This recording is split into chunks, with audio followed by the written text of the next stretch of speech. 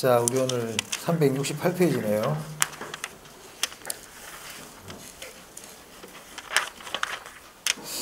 자, 368페이지 보시면 이제 부동산 이용 및 개발론인데요. 자, 맨 먼저 부동산 이용인데, 이 부동산 이용 파트는 시험에 그렇게 많이 출제가 거의 잘 안 됩니다. 뭐 한 문제 정도 나올 때도 있고, 뭐 거의 안 나올 때도 있고 막 이런 부분이거든요. 그래서 기본적인 것만 좀 보도록 할게요. 자, 그 368페이지 보시면 토지의 최유효 이용이라고 있죠. 네, 최유효 이용 앞에서 우리 많이 들어보셨잖아요. 자, 거기 보시면 양가로 1번에 최유효 이용의 개념 이렇게 되어 있는데, 그 밑에 줄에 보시면, 둘째 줄에 보시면요, 최고 최선의 이용이라는 말이 있을 거예요. 그 줄 하나 치겠습니다. 자, 그리고 혹시나 뭐 시험에 뭐 이 정도까지 물어보진 않지만 그 위에 보시면 객관적으로 보아 양식과 통상의 사용 능력을 가진 사람에 의한 이런 말이 있을 거예요. 그런 부분 하나 줄 하나 쳐놓으세요. 그러니까 최유효 이용은 부동산 전문가들의 이용이 아니라는 거예요. 통상적인 사람들의 이용이라고 보시면 됩니다. 자, 그러면 최고 최선의 이용이라는 게 뭐냐면 거기 보시면 합리적이고 합법적이라는 말 있죠. 네, 그런 것도 하나 줄을 칩니다. 자, 그리고 우리 앞에서 최유효 할 때 그 용도의 다양성과 부정성 파란색 돼 있죠. 네, 그 줄 치세요. 이건 우리 토지의 특성할 때 배웠죠. 용도의 다양성과 부정성은 최유효 이용의 근거가 된다 말씀을 드렸고, 자, 그럼 양가로 이번에 보시면 최유효 이용의 판단 조건이 있어요. 어떤 게 그러면 최유효 이용이냐? 최유효 이용이 최고 최선의 이용이라고 그랬잖아요. 그러면 어떻게 이용하는 게 최고 최선의 이용인지 판단 기준이 있어야 되겠습니까? 자, 그래서 그 밑에 보면 1번에 합리적 이용 줄 치고요. 그리고 동그라미 2번에 합법적 이용. 세 번째, 물리적 채택 가능성 줄 치고, 최대 수익 실현 가능성. 네. 이 네 가지를 만족할 때 우리가 최유효 이용이라고 그럽니다. 그래서 최유효 이용이란 전문가가 아닌 통상의 사용 능력을 가진 사람들이 합리적으로 이용을 하고 있고, 그리고 법에 맞는 이용이어야 돼요. 법에 어긋나는 이용은 우리가 최유효 이용을 할 수 없겠죠. 만약 예를 들어서 이 토지가 있는데 이 토지를 이용할 때 만약 30층까지 올리면 수익이 가장 크게 많이 난다. 최대의 수익이 가능하다. 자, 그런데 법적으로 30층까지 올릴 수가 없어. 그런 건 최유효 이용이 아니라는 거예요. 무슨 말이에요? 여기 있는 조건들을 다 만족해야 된다는 겁니다. 다 만족해야 됩니다. 자, 그리고 물리적 채택 가능성이라는 건 뭐냐면 기술적으로 이게 가능해야 된다는 거예요. 30층을 올릴 기술이 없는데 30층을 최유효 이용을 할 수 없겠죠. 예를 들어서 지하에다가 지하 3층을 만들려고 그래도 거기 지반이 약하다든지 그러면 지하 3층을 만들 수가 없잖아요. 그러니까 일단 최유효 이용이 되려면 그게 우리가 물리적으로 가능해야 된다는 거예요. 그리고 최대 수익이 가능할 때 최유효 이용이 된다. 그래서 네 가지는 최유효 이용의 판단 기준이다. 뭐 이렇게 가볍게 이제 보시면 되겠습니다. 합리적 이용, 합법적 이용, 물리적 채택 가능성, 최대의 수익. 이렇게 하시면 되겠고, 시험에 그리고 많이 물어보는 그런 부분은 아닙니다. 아니고. 자, 그 밑에 보시면 집약적 이용과 조방적 이용 있죠. 이건 전에 우리 앞에서 배웠어요. 집약적 이용이라는 건 토지에 대한 자본의 대체성이 크다. 조방적 이용은 토지에 대한 자본의 대체성이 작다. 즉, 집약적 이용이란 토지 가격이 너무 비싸기 때문에 토지 사용은 줄이고 그 대신 자본을 대신 많이 사용하는 게 집약적 이용이라고 그랬죠. 기억납니까? 전 했던 부분이니까 넘어가겠습니다. 자, 뭐 크게 나머지는 크게 볼만한 게 없어요. 오늘 371페이지인데요. 자, 거기 보면 용어들이 이제 몇 개 나와요. 자, 용어가. 자, 거기 박스 안에 참고해 보세요. 참고. 거기 보시면 입지잉여라는 게 있습니다. 참고 네모 박스 안에 1번에 보면 입지잉여라는 말 있죠. 그 입지잉여는 줄치고요. 계속 줄칠게요. 입지 조건이 양호하여 생기는 특별한 이익이다. 이 줄칩니다. 자, 입지잉여는 뭐냐면 입지 때문에 생기는 특별한 이익이라고 보시면 돼요. 예를 들어서 여기 우리 커피숍이 하나 있잖아요. 이름 뭐죠? 투썸 플레이스, 그죠? 그러니까 투썸 플레이스가 여기 있는 투썸 플레이스하고 저 만약에 산 위에 산비탈에 투썸 플레이스가 있다 그래 볼게요. 똑같은 투썸 플레이스야. 면적도 똑같고 커피 맛도 똑같고 다 똑같아. 단지 입지만 달라. 그럼 어디가 더 매출이 높을까요? 여기가 매출이 높겠죠.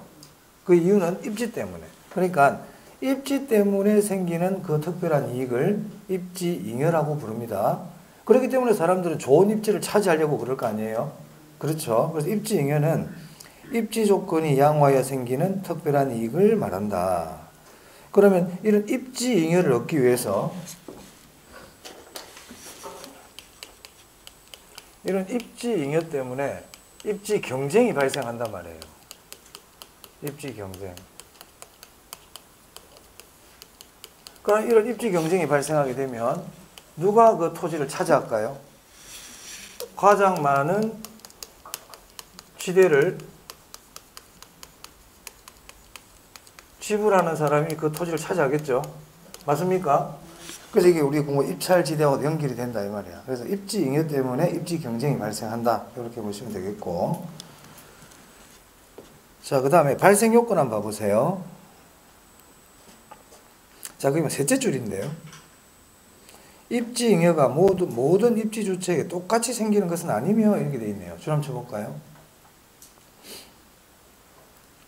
자, 이게 무슨 말이냐면 저 어떤 토지가 있는데 이 위치에 여기 입지주체라는 거는요. 입지주체라는 말이 나오면 주거용, 상업용, 공업용 이런 걸 생각하면 돼요. 그럼 똑같은 토지 입지지만 집을 지으냐, 상가를 짓느냐, 공장을 짓느냐에 따라서 입지잉여가 같겠어요, 다르겠어요? 다르죠. 그러니까 우리가 입찰지대 할 때도 도심 중심에는 상업이 차지한단 말이에요. 누가 차지하냐에 따라서 입지잉여가 다르기 때문에 그래서 입지잉여가 모든 입지주택에 똑같이 생기는 것은 아니죠, 당연히. 맞습니까? 모든 주거용, 상업용, 공용으로 이용하겠다는 입지주택에 똑같이 생기는 것은 아니다. 뭐 이런 내용이 되겠습니다. 뭐 크게 이 정도만 좀 줄만 치시고 아시면 되겠어요. 자, 지가 구배 현상인데요. 지가 구배 현상은 의미만 아시면 되겠어요. 자, 그 밑에 동그라미 1번입니다. 도시의 지가 패턴은 줄치고 도심이 가장 높고 줄치고요. 멀어질수록 지가가 점점 어떻게 되죠? 낮아지잖아요. 이걸 지가 구배 현상이라고 그래요. 그러니까 도심의 토지 가격이 제일 비싸고 외곽으로 갈수록 지가가 점점 떨어지는 현상을 뭐라고 부른다? 지가 구배 현상이라고 부른다. 크게 뭐 중요한 내용들이 아닙니다. 자, 넘깁니다. 그렇구나. 이 정도. 자, 이제 넘기시면 도시 스프롤이라고 있죠. 이 스프롤은 한 번 정도 시험에 나온 적이 있어요. 스프롤은 그 별표 하나 하겠습니다. 스프롤. 네. 스프롤이 뭐냐, 이 말이에요. 스프롤. 동그라미 1번에. 줄 칠게요. 무질서, 무계획적, 불규칙적으로 외곽으로 확산되는 현상. 이렇게 줄 치면 되겠습니다. 자, 처음에 도시가 이만했어. 도시 크기가. 그럼 도시가 점점 성장해 나갈 거 아니에요. 그죠? 성장해 나갈 때 이렇게 질서 있게 좀 계획적으로 이렇게 차례차례 이렇게 성장해 나가는 게 아니고 여기 개발하고는 여기 개발하고 여기 개발 이렇게 띄엄띄엄 이렇게 개발하는 거예요. 도시를 개발할 때. 이처럼 도시의 개발이 무질서하고 계획 없이 불규칙적으로 확산되는 현상을 뭐라고 부른다? 네, 스프롤 한마디로 난개발 이런 거예요. 난개발. 군데군데 막 개발해버리는 거예요. 뜻은 아시겠습니까? 자, 그럼 2번 보세요. 줄칩니다. 주거지역, 상업지역, 공업지역 모두에서 발생한다. 모두에서 발생해요. 그래서 뭐 상업지역에서 주로 발생하고 주거지와 공업지역에서는 찾아보기 어렵다. 뭐 이런 말하면 X예요. 다 나타나요. 다 나타나고. 자, 그리고 외곽에서 더욱 발달한다 보이세요? 거기는 줄치고 별표합니다. 그럼 여러분 생각에 이런 스프롤이 왜 일어날까요? 이 스프롤의 원인은 뭐냐면요. 스프롤의 원인은 일단 계획이 없어. 무계획이야. 그냥 닥치는 대로 하는 거예요.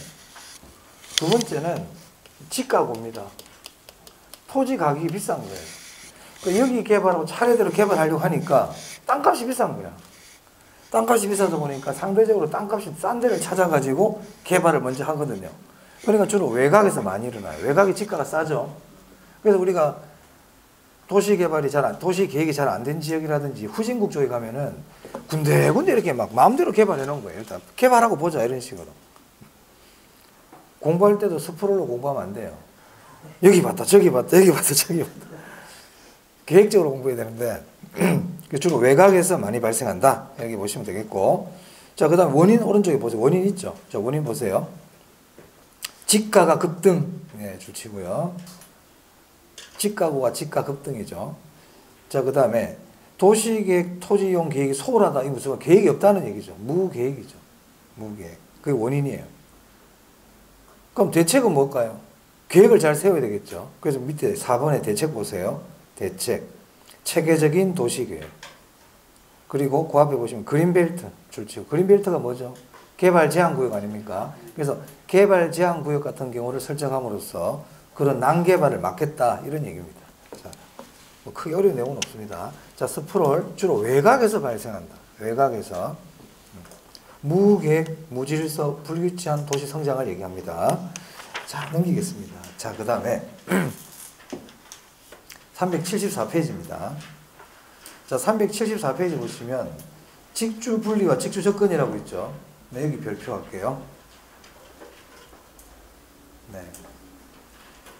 일단 직주 분리인데 직주 분리가 뭔지 뜻부터 아셔야 돼요. 직주 분리. 직이 뭐냐면 직장이야. 주가 주거지예요. 그리고 우리가 직장은 도심에 있다고 봐요. 항상 직장은 도심에 있다고 봅니다. 그러면 직주분리라는 거는 직장은 일단 도심에 있으니까 그럼 주거지는 어디 있다는 겁니까? 외곽에. 그게 직주분리예요. 그래서 그 보시면 직장은 도심에 두고 주거지는 외곽에 두는 현상 이렇게 돼 있죠. 이게 직주분리예요. 뜻은 아시겠죠? 그럼 여기서 이제 우리가 뭘 알아야 되냐면 원인과 결과를 알아야 됩니다. 원인과 결과를. 그럼 이것도 외우려고 그러지 말고요. 일단 이해를 좀 기반으로. 자, 가능하면 여러분 직장 가까운 곳에 살고 싶지 직장에서 멀리 떨어진 데서 누가 살고 싶겠어요. 그죠? 근데 어쩔 수 없이 그렇게 산다는 얘기잖아. 왜 그럴까요? 일단 도심에 땅값이 너무 비싼 거야. 도심에 땅값이 비싸니까 도심에 집을 짓기가 힘들어. 그러니까 집을 다 어디다 짓는다? 외곽에 짓는다는 거죠. 그래서 첫 번째 직주분리의 첫 번째 원인은 도심의 집가 상승이에요. 보이시죠? 또 우리가 이해하신 어려운 내용이 아니죠. 그럼 니은도 보세요. 니은에 도심의 환경이 안 좋아.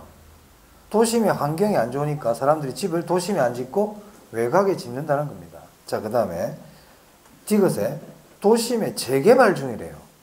도심이 재개발을 하니까 일단 주거지를 외곽으로 옮긴다. 이런 내용이 되겠고, 그리고 도심의 공적 규제가 심해. 공적 규제가 강하니까 외곽에다가 집을 짓는다. 이런 뜻이 되겠습니다.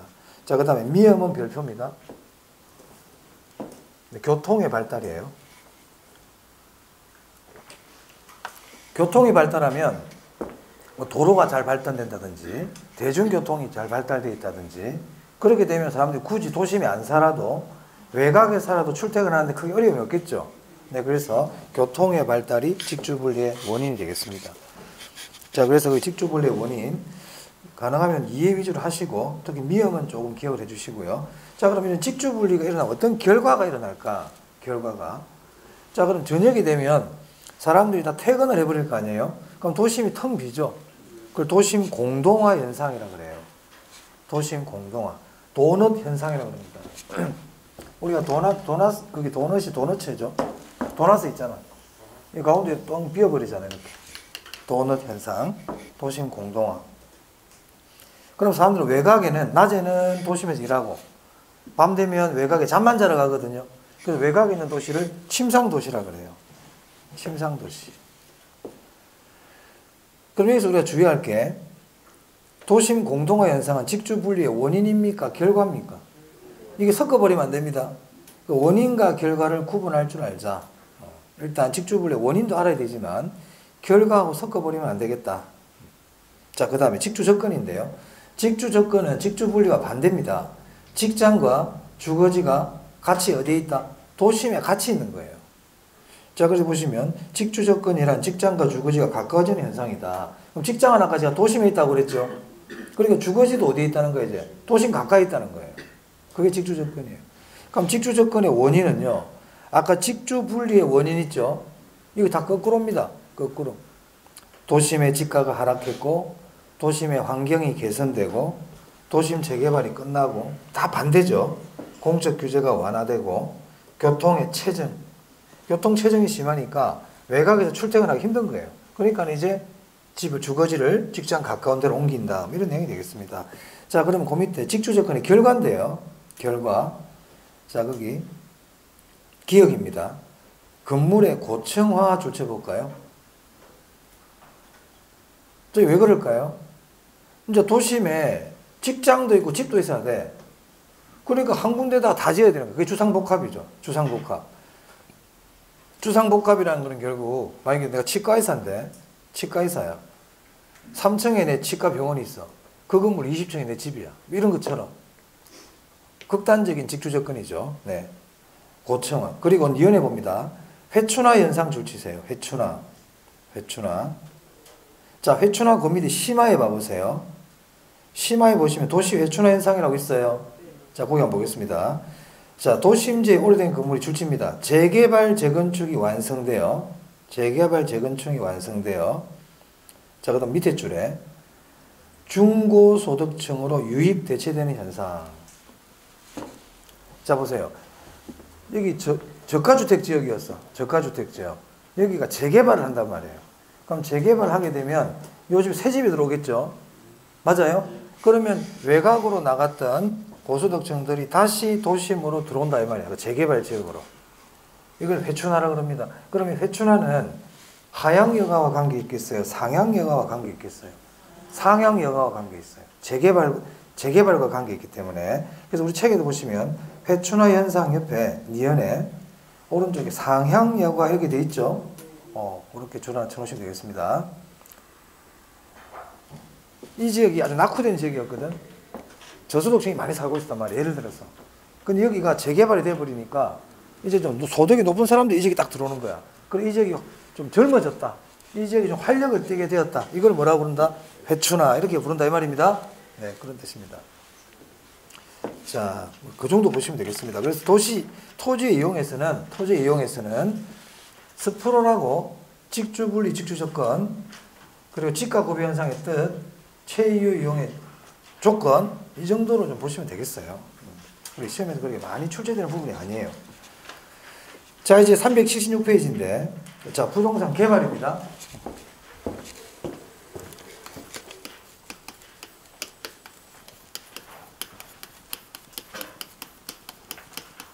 이 개발로는 두 문제에서 세 문제가량 출제될 수 있어요. 개발. 네. 자, 개발론에서 먼저 양가로 1번에요. 양가로 1번에 부동산 개발에 의의해가지고 회색 박스 안에 보겠습니다. 개발과 관계되는 법률이 있어요. 여기 보시면 부동산 개발업의 관리 및 육성에 관한 법률이라고 있죠.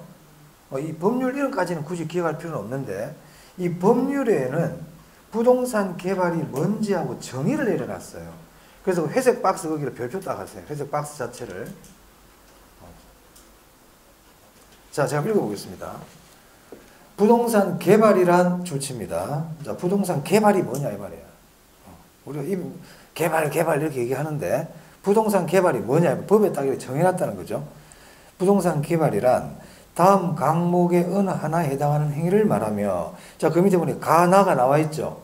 이 가와 나를 우리가 개발이라 불러요. 좀 이따 읽어볼 거예요. 그 뒤에 그 주의해야 돼. 줄칩니다. 다만 시공을 담당하는 행위를 제외한다. 줄치고 별표예요. 단순히 시공만 해주는 거는 개발이 아니에요. 우리가 개발이라는 거는요, 어떤 계획을 세워가지고, 그리고 허가도 받고, 인가도 받고, 이런 시행 계획을 세워서 하나하나 단계적으로 해나가는 게 개발이지. 단순히 가가지고 그냥 뚝딱뚝딱 건물만 지어주고는 이런 단순 시공 업무는 개발이 아니다. 이 말입니다. 자, 그럼 가볼까요? 토지를 건설공사의 수행 또는 형질 변경의 방법으로 조성하는 행위 이렇게 되어 있네요. 자, 줄 어디를 치냐? 토지를 조성하는 행위 줄 치세요. 토지를 조성하는 거 개발이에요. 예를 들어서 농지나 임야를 택지로 바꾸는 작업 있죠? 네? 이런 개발이에요. 자, 그래서 형질 변경 이런 말이 있죠. 자, 그 다음에 나가번입니다. 건축물을 건축한다든지 대수선한다든지 리모델링, 건축물의 건축, 대수선, 리모델링 또는 용도 변경, 공작물 설치 딱 줄을 다 칩니다. 그럼 가와 나의 차이는 뭐예요? 가는 토지 얘기고요. 가는 토지에 대한 거고 나는 뭐예요? 건축물과 관계된 내용이죠. 그럼 건축물의 용도 변경도 뭐예요? 개발인 거예요. 자, 토지는 조성하는 거. 토지 조성, 형질 변경 같은 거 말씀드리는 거고, 건축물은 건축을 한다든지 대수성을 한다든지 리모델링을 한다든지 또는 용도 변경을 한다든지 이런 거 다 개발입니다. 개발. 무슨 의미인지 아시겠죠? 자, 2번 보세요. 자, 2번은 부동산 개발업이에요. 부동산 개발업. 자, 개발업. 타인에게 공급할 목적으로, 타인에게 공급할 목적으로 줄칩니다. 부동산 개발을 수행하는 업을 말한다. 그래서 우리가 부동산 개발업자라는 거는 타인에게 공급할 목적으로 부동산을 개발할 때 개발업이라 그러지, 자기 자신에게 공급할 목적으로 하는 거는 부동산 개발업이 아니다. 타인에게. 특히 여기서 특히 주의할 부분은 시공을 담당하는 행위는 개발이 아니라는 거예요. 시공을 담당하는 행위는 개발 아닙니다. 자, 그렇게 하시면 되겠고. 자, 그 다음에 377페이지입니다. 377페이지. 그 양가로 2번인데요. 물리적 변형 유무에 따른 부동산 개발의 분류 이렇게 나와 있네요. 자, 먼저 유형의 개발이 있고 무형의 개발이 있어요. 그럼 유형의 개발이라는 건 뭘까? 개발하는 게 눈에 보인다는 거죠. 땅을 파는 게 보여. 건물을 올리는 게 보여요. 이런 게 다 유형의 개발이에요. 그리고 보면 건축, 토목사업 이런 거죠. 그러니까 무형의 개발은 뭐냐면 토지의 이용이 변경이 안 돼. 눈에 안 보여. 안 보여. 대표적인 게 뭐냐면 지역지구의 지정. 우리 주거지역이다, 상업지역이다 이렇게 지역을 정해주잖아요. 그것도 일종의 무형의 개발이에요. 또는 용도 변경, 농지 전용 이런 것들 전부 다 무형의 개발에 해당합니다. 그러니까 복합적 개발이라는 건 뭐냐면 유형과 무형이 같이 이루어지는 거죠. 같이 이루어지는 거. 대표적인 게 보면 토지 형질 변경 사업이라든지 도시 재개발 사업 이런 것들이 있네요. 자, 이런 것들도 시험 지문으로 가볍게 나올 수 있어요. 나올 수 있어요. 자, 그 다음에 개발 주체에 따른 분류인데, 자, 전에 우리가 공적 주체, 사적 주체 공부한 적 있죠? 공적 주체를 제1섹터라 그랬잖아요. 그럼 공적 주체가 개발하는 게 있단 말이에요. 공적 주체가. 그럼 공적 주체가 누구였습니까? 국가, 지자체, 공사였죠. 사적 주체는 민간을 얘기하죠. 개인, 기업, 주택건설업자가 기업 아닙니까? 자, 그리고 조합. 제2섹터. 그럼 제3섹터는 뭐라고 그랬죠? 같이 하는 거라 그랬죠? 같이 하는 거. 네, 그런 건 전에 다 말씀드렸으니까 보시면 되겠고. 자, 그 다음에 부동산 개발 과정인데요.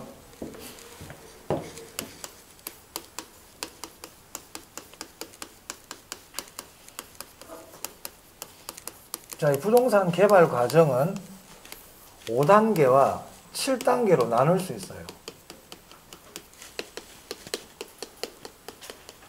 자, 먼저 거기 부동산 개발 과정이 아주 5단계 꼭 네모합니다. 네모하고 별표 하나 하겠습니다.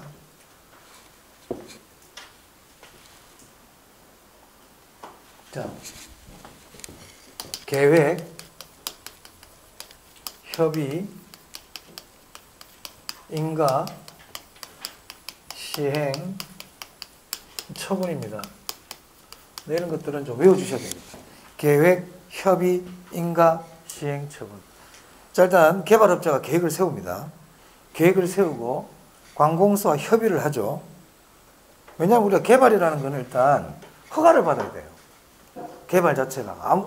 우리는 토지 이용 공법상 규제를 받기 때문에 개발업자 자기 마음대로 개발할 수 없어요. 그러니까 개발을 하려면 일단 기본적으로 인가를 받아야 되거든요. 그 인가를 받기 위해서 협의를 한다는 거예요. 관공서가.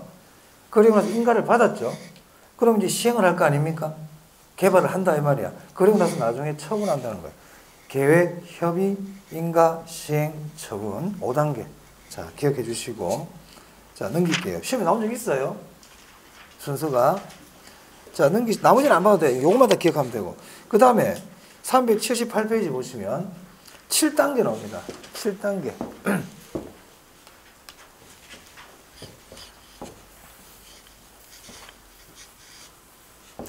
7단계는 맨 먼저 계획이고요. 이 계획을 뭐 아이디어라고도 그럴 수 있죠. 아이디어. 구상, 계획, 아이디어. 예를 들어서 내가 남구에 쇼핑몰을 하나 지어야 되겠다. 이런 아이디어가 떠올랐단 말이에요. 아이디어가. 자, 그 다음에 예비적 타당성 분석입니다. 예비적 타당성 분석은 전 실행 가능성이라고도 그래요. 일단 기본적으로 개발로는 순서가 많이 나오기 때문에 순서를 좀 외워야 돼요. 전 실행 가능성 분석. 제가 순서 적고 나서 설명드릴게요. 그 다음에 부지 모색입니다. 부지를 모색하고 부지를 구입하는 거죠. 그리고 다시 타당성 분석을 해요. 이 타당성 분석은 실행 가능성 분석이라고도 불러요.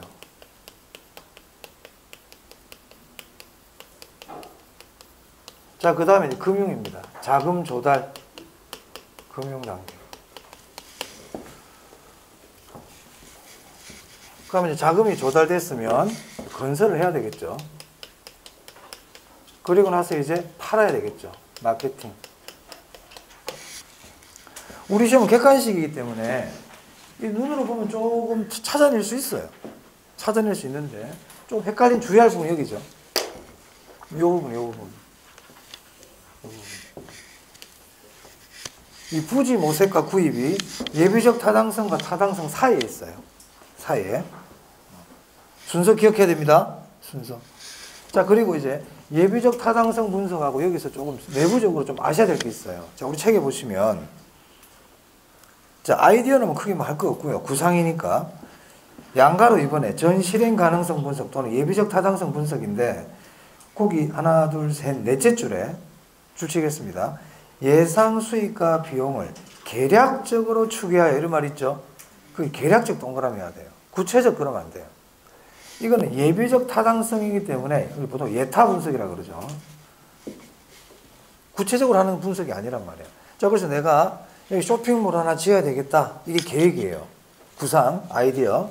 자, 그러면 내가 쇼핑몰을 지었을 때 계략적으로 수익이 어느 정도 날까를 계산해 보는 거예요. 그리고 이거를 만드는 데 들어가는 비용은 어느 정도 들까? 이거를 계략적으로 구해보는 게 예비적 타당성 분석입니다. 아시겠죠? 정부가 이 개발할 때 다 이렇게 합니다.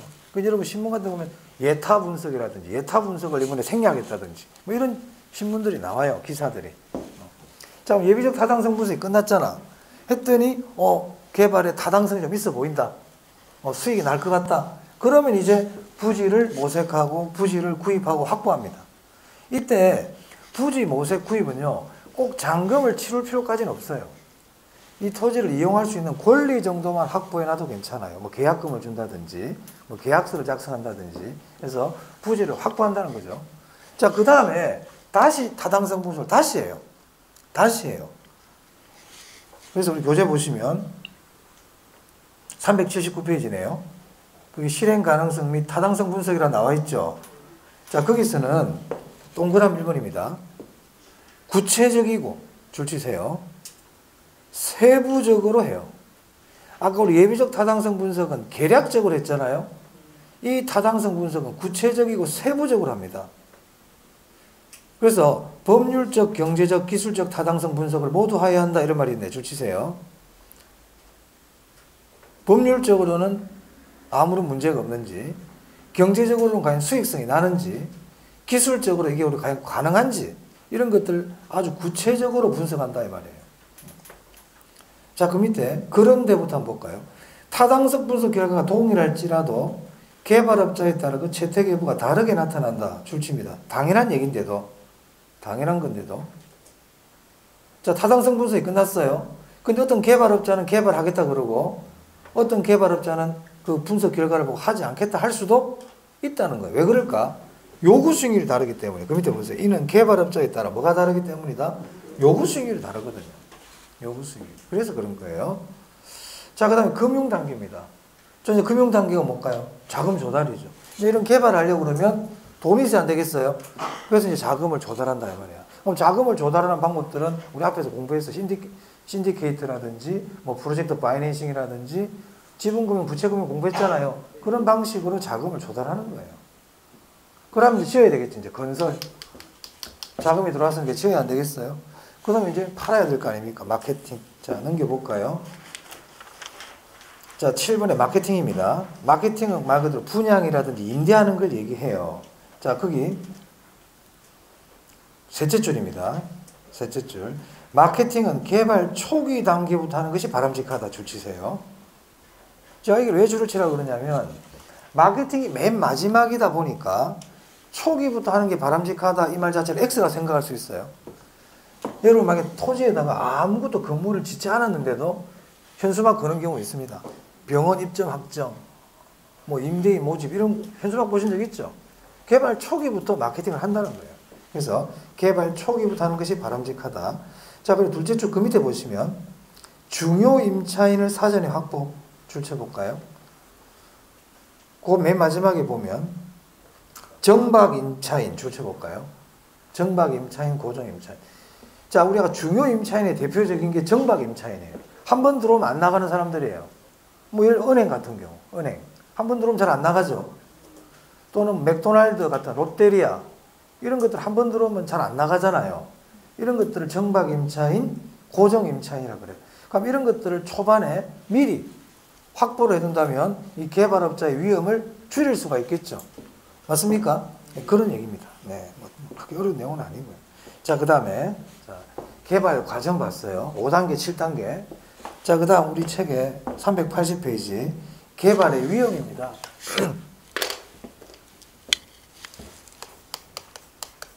네, 거기도 네모하고요. 열표하겠습니다.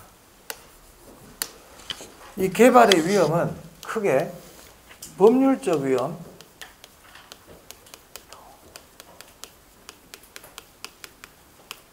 시장 위험, 비용 위험으로 나눌 수 있어요. 위험을 나누는 방법은 다양한데요. 위험을 나누는 방법은 다양한데 이게 워포드라는 학자가 나눈 건데요. 가장 많이 쓰는 위험의 분류예요. 가장 많이 쓰는 위험의 분류다. 그럼 이 법률적 위험이라는 것은 다시 공법상 위험과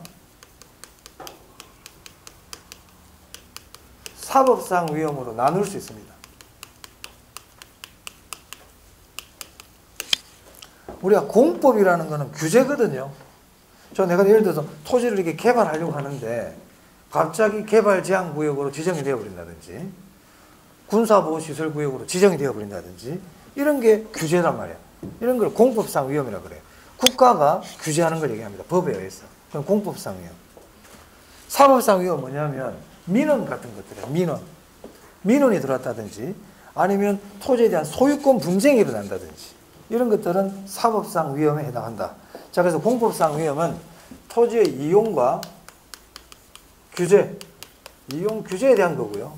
사법상 위험은 소유권 분쟁, 민원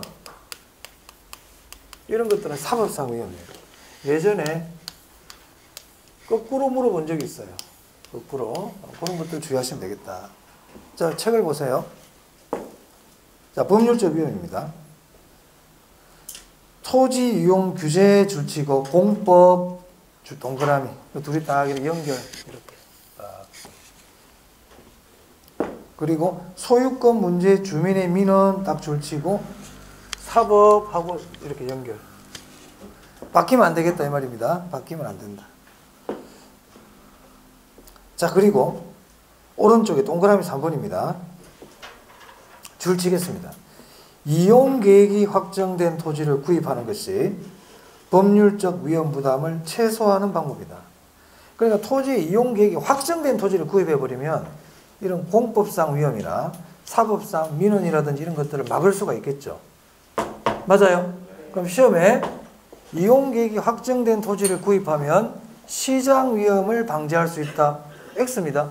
무슨 위험을 막을 수 있다? 그렇죠. 그런 식으로 낸단 말이에요. 그런 식으로. 자, 그다음 시장 위험이에요. 시장 위험은 앞에서도 많이 했어. 우리 투자론에서도 했다. 그때 제가 시장 위험 할 때 뭐라고 얘기했냐면 경기 침체라든지 수요 공급의 변화로 인하여 공실이나 미분양이 난다고 그랬잖아. 그게 시장 위험이에요. 그게 시장 위험이에요. 그래서 그 밑에 보면 부동산 시장의 불확실성이라고 되어 있잖아요. 그래서 그 밑에 또 보세요. 동그라미 1번에 미분양 보이세요? 그럼 경기 침체라는 말도 있죠. 경기 침체로 인한 미분양, 분양이 안 되니까 분양가 떨어지겠지. 분양가 하락 이런 게 다 시장 위험이에요. 굳이 그 밑에 건 안 보셔도 됩니다. 그 정도만 체크합니다. 자, 넘길게요. 자, 비용 위험이 있어요. 비용 위험. 그러면 비용 위험이 뭐겠어요? 내가 생각한 것보다 비용이 더 많이 드는 거죠. 내가 이 개발할 때는 한 10억 정도면 개발할 수 거라고 생각을 했는데 해보니까 비용이 자꾸 많이 늘어나는 거야. 이게 비용 위험이지 뭐. 그럼 비용이 왜 생각보다 왜 많이 들까요? 이유가 많겠지만 첫째, 공사 기간이 너무 길어져 버린 거야. 공사 기간이 길어지는 건 이유가 뭐 다양할 수 있습니다. 뭐 장마가 길어졌다든지 아니면 정부 인허가가 좀 늦게 나왔다든지 뭐 여러 가지 이유로 인해 가지고 개발 기간이 자꾸 연장이 되는 거예요. 또 두 번째는 원자재 가격이 올라갈 수 있잖아요. 인플레가 발생했다든지 아니면 다른 이유로 인해서 원자재 가격이 올라갈 수 있지 않습니까? 자, 그래서 비용 위험 봅니다. 추가로 부담해야 할 비용이 발생. 생각보다 비용이 많이 든다는 거예요. 그럼 1번 보세요. 개발 기간이 길수록 줄치고 인플레가 심할수록 물가가 자꾸 올라간다 이 말이에요. 그럼 비용 위험이 어떻게 돼요? 커진다. 맞습니까? 네. 자, 거기서 개발 기간이 길수록 요 말 딱 나오면 비용 위험 얘기하구나 이렇게 감을 잡아야 돼요. 자, 2번 보세요. 그래서 최대 가격 보전 계약을 체결한다면 주체 봅니다.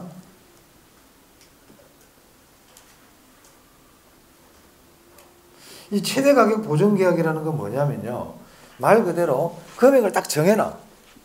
10억이면 10억.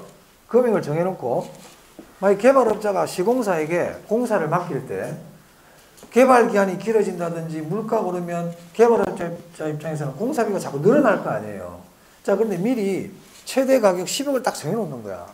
그러면 공사비가 얼마가 들더라도 10억 주고 끝낸다 이 말입니다. 그게 최대 가격 보전 계약입니다. 자, 그래서 최대 가격 보전 계약은 비용 위험을 줄일 수 있다. 그러니까 물론 이제 이건 여담입니다. 이런 계약을 하게 되면 시공업자들은 당연히 계약 금액을 어떻게 하겠어요? 미리부터 높이려고 하겠죠. 그거는 이제 차후 문제고, 그냥 우리는 지금은 비용 위험을 줄이기 위해서는 최대 가격 보전 계약을 한다. 이 정도 우리는 이제 시험을 보는 입장에서는 그 정도 아시면 된다 이 말이에요. 그 정도 아시면 되겠습니다. 자, 그래서 지금 개발론 했는데, 자, 개발론 지금 뭐뭐 했습니까? 중요한 게 개발 과정 중요하다고 그랬습니다. 개발의 과정, 그리고 개발의 위험까지 봤어요. 그리고 이 앞에는 뭐 했냐면, 법에 의한 개발의 정의. 시공을 담당한 행위는 개발이다, 개발이 아니다. 개발이 아니라 그랬습니다. 그리고 자기에게 공급할 목적으로 하는 개발은 개발업이 아니라 그랬어요. 그렇죠? 그리고 유형과 무형의 개발. 유형 개발은 눈에 보이는 거야, 이렇게. 땅 막 타고 있고, 건물 짓고 있고, 이런 거 유형. 무형은 뭐였어요? 서류상으로 일어난 일이야. 용도 지역이 지정된다든지, 형질이 변경된다든지, 용도가 변경된다든지, 이런 것들은 무형의 개발이라고 그랬습니다. 그렇죠? 특히 개발 과정과 개발 위험은 특히 잘 알아두고. 얘들은 시험에 잘 나온 애들이니까. 자, 여기까지 보고요. 개발의 타당성 분석인데, 여기는 좀 시간이 좀 필요하니까 좀 쉬었다 하겠습니다. 여기는.